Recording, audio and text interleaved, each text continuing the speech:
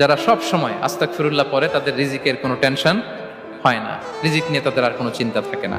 আল্লাহ নবী নূহ আলাইহিস সালাম যিনি ওনার জাতিগোষ্ঠীকে বলেছিলেন ফাকুল তুস্তাগফিরু রাব্বাকুম ইন্নাহু কানা গাফফারা, তোমরা বেশি বেশি ইস্তিগফার পড়ো, তিনি ক্ষমাশীল। ইস্তিগফার পড়লে কি হবে? ইউরসিলিস সামাআ আলাইকুম মিদরারা, রহমতের বৃষ্টি বর্ষণ হবে, তোমাদের জমিগুলো উর্বর হবে। ওয়া ইউমদিদুকুম বিআমওয়ালি ওয়া বানিন, আল্লাহ তাআলা তোমাদেরকে সম্পদে বারাকা দিবেন, সন্তানে বারাকা দিবেন।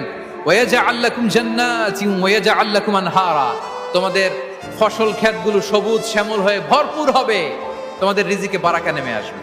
তাহলে আমরা যেন বেশি বেশি